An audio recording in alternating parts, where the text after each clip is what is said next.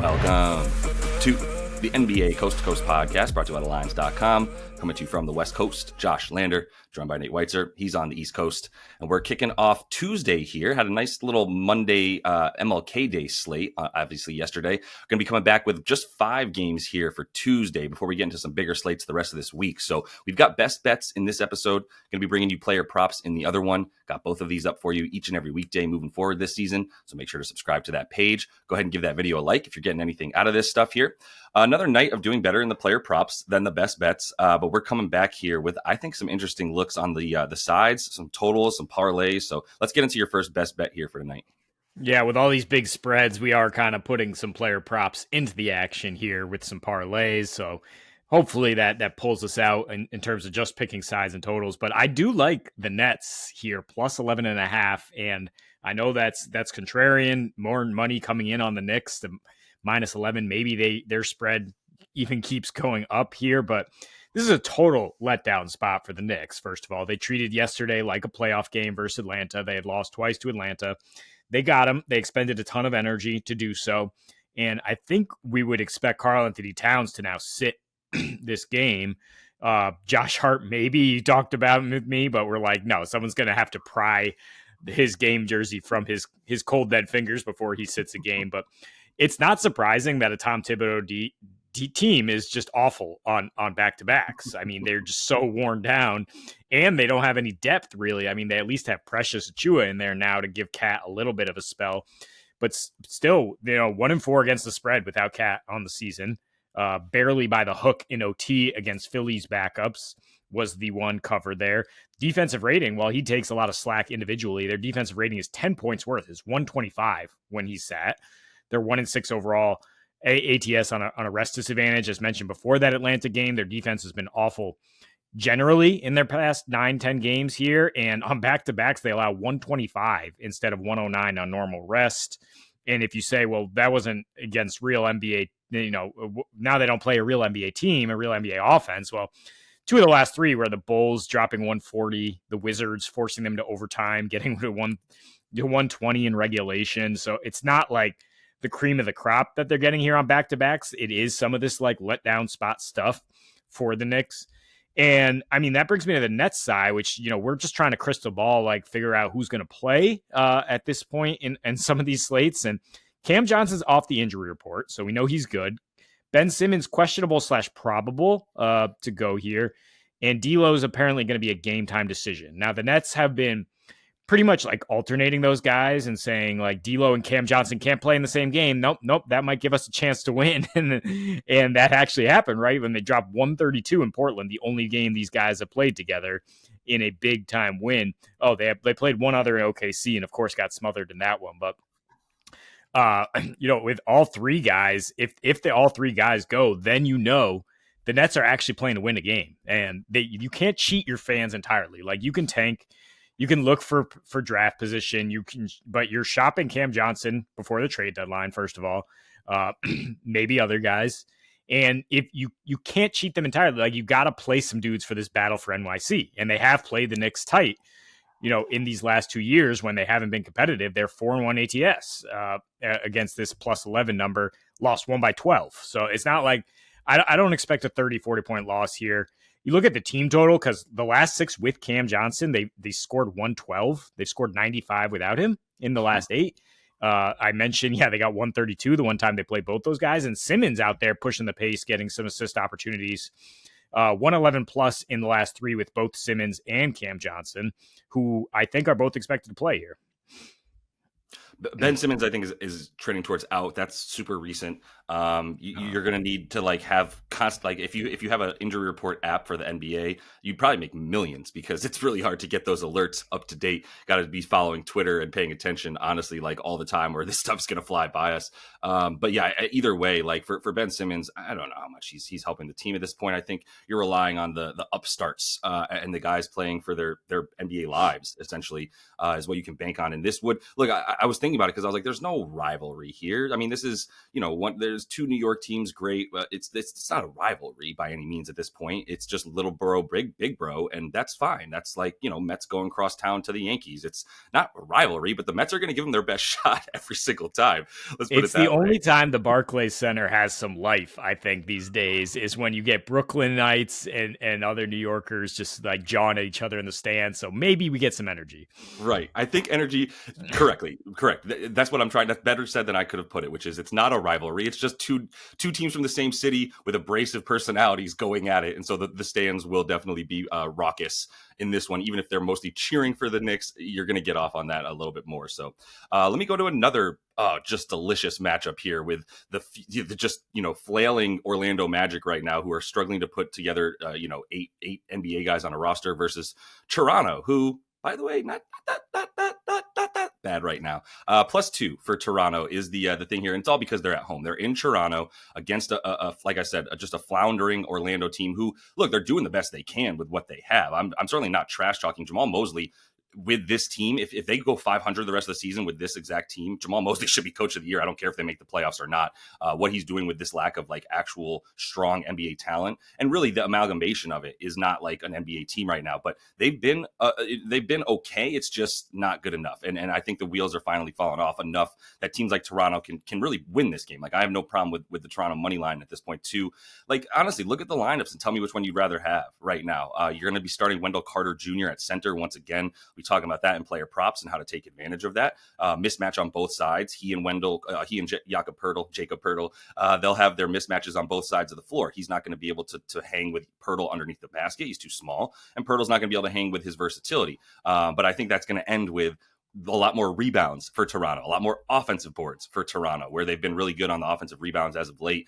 The Magic, meanwhile, in their last 5 are dead last in offensive rating, which is unsurprising. They're dead last in three-point shooting, which has been the case the whole season. And they're 20th in defensive rating in their last 5 games. And their last 5 games have been against about roughly the 10th strongest strength of schedule in the league, which is fine, but like in the games before that, they still weren't that good with a much worse, like it was 18th strength of schedule for the previous 5 games, and they were doing just as poorly. So, I'm really not like feeling like there's going to be much on offense for them. They're bottom 5 limiting points at the rim here in the last 5 games too. Once again, no Goga Batadze in this one. He's been missing for the last 3 or 4 games. So there's really nothing down low. And I mean, Goga is not the best rim protector in the world, but at least you have a 7-footer there in the way, right? So that's really a big part of it. And then where you're shooting threes for Toronto, it's not as much up top because Emmanuel Quickley is not really around right now. So when Emmanuel Quickley's around, the above the break frequency for the Toronto Raptors is much, much, much higher. It's either him or RJ Barrett. And then Scotty's playing a lot more of like the point forward, right? Playing from the high post and stuff like that, while Poeltl's in the dunker spot. Well, now everything changes, right? Now it's a lot more Scotty Barnes with the ball handling. He's driving and kicking to the corners. And in the last 10 games or 5 games or so, the Toronto Raptors are taking the lowest percentage of their shots from above the break and the ninth highest percentage of their shots from the corner 3. And that's directly correlated, like I said, to Emmanuel Quickley point guard versus Scotty Barnes point guard. You're going to get a lot more drive and kick with it when it's Scotty Barnes. You're going to get a lot more pick and roll, pull up off the dribble, or find a wing shooter like RJ Barrett when you've got Emmanuel Quickley out there as the lead assist guy and lead playmaker. So that's only going to help them here. And the last thing I'll say, burying the lead once again, I apologize, but like Toronto, not that bad at home, man. On the road, and especially when you look at it compared to on the road, where they are 1-19 on the road, like total, straight up, just 1 win away from Toronto this season. 9-13 straight up when they play at home.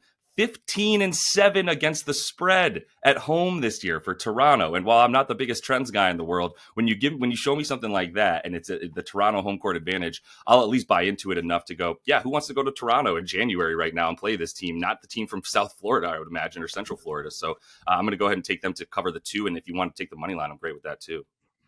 Yeah, and the Magic are 9-13 on the road. No longer you're like bring it everywhere because they're just so shorthanded. I mean, just knee-jerk results. Like if you're just dropped in from 30,000 feet, you'd be like, is Goga Batadze the second most important player for the Orlando Magic? Like they're just getting absolutely rocked without him on defense. And I mean, Suggs being out for like a longer sample size, I think has a lot to do with that as well. But yeah, it's just kind of like the last straw to break the back here for this Orlando defense. So sure, I want to add to that too. Like the Orlando defense, while it's always been good in the paint, it's not because it has a rim protector. It's because it has like 4 dudes who protect the paint. They don't even let you get into the paint. But now that if you get into the paint, you're faced with not much. So that's a big problem for them down low. Yep.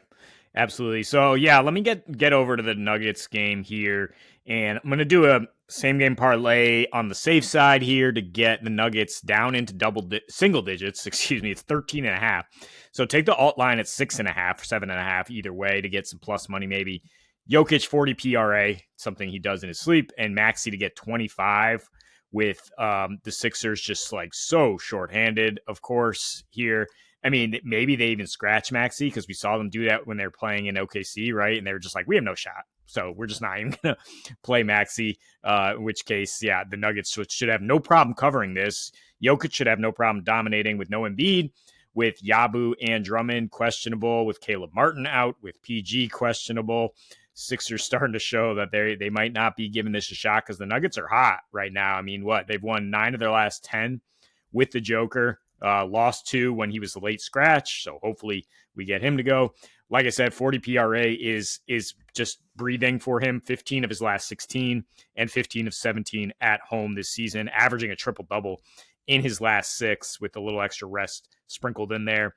Nuggets, 9 straight covers as favorites and won by 11 in all of those. So you say it's maybe too conservative going down to 6.5 and not just like 9.5, but we'll see because Maxey should eat because this Nuggets defense, backcourt defense is pretty abysmal.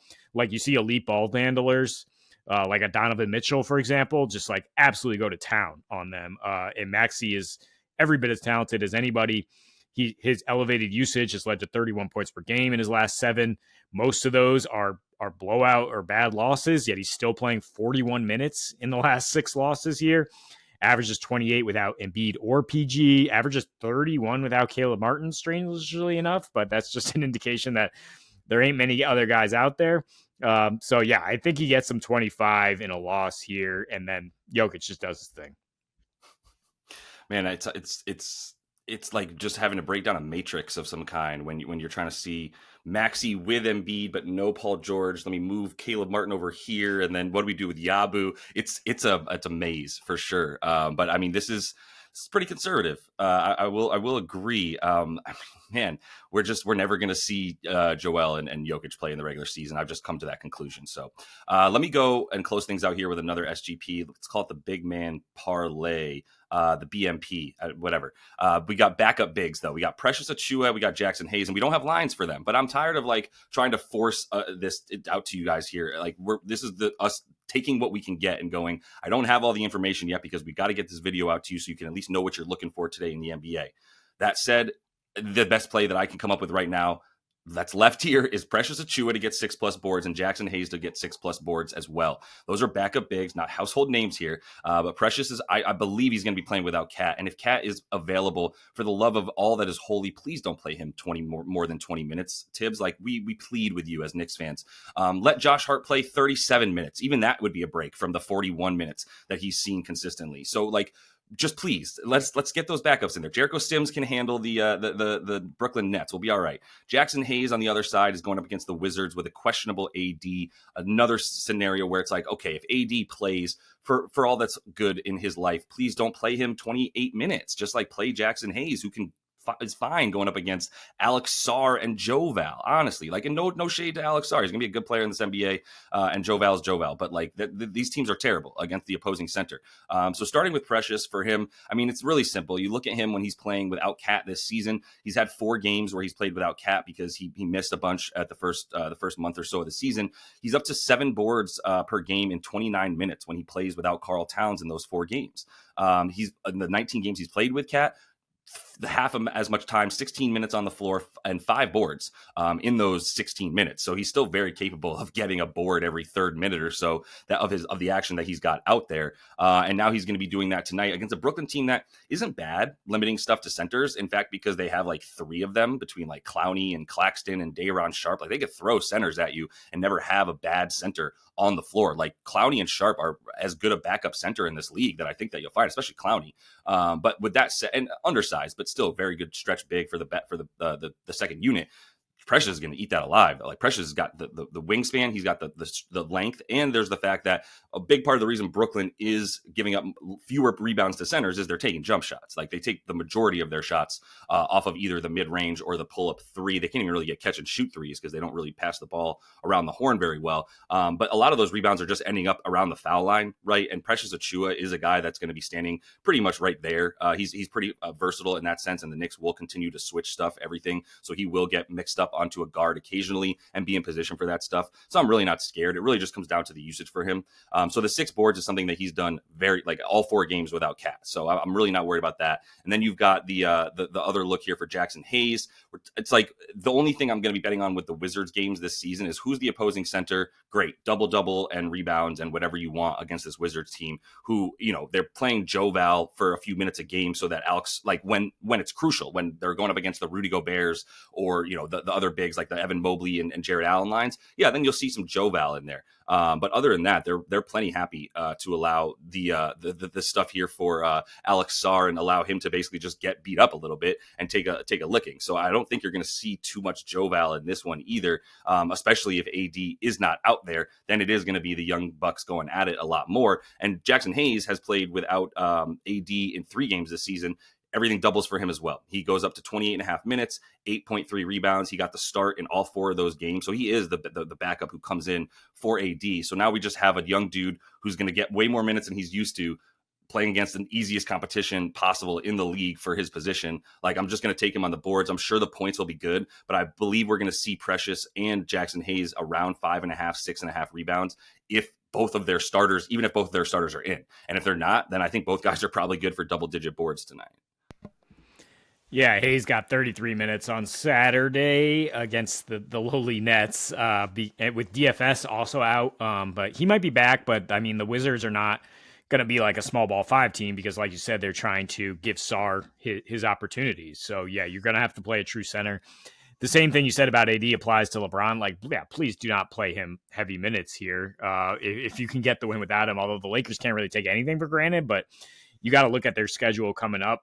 Celtics on Thursday at home, and then a 5-6 game roadie ending with the Clippers again. So they're definitely going to be looking ahead a little bit to just try to get this one done and then save some energy. Yeah, 100%. And if DFS is back, I might take him for a couple threes with the new daddy bump that he'll get from having a baby just about a week ago. So always keep the new baby angle in mind there. But that's all the time we have for you today in Best Bets. Definitely want to make sure to subscribe to that page. Also check out the Player Props episode that we have up for you guys. And until we see you next, happy betting.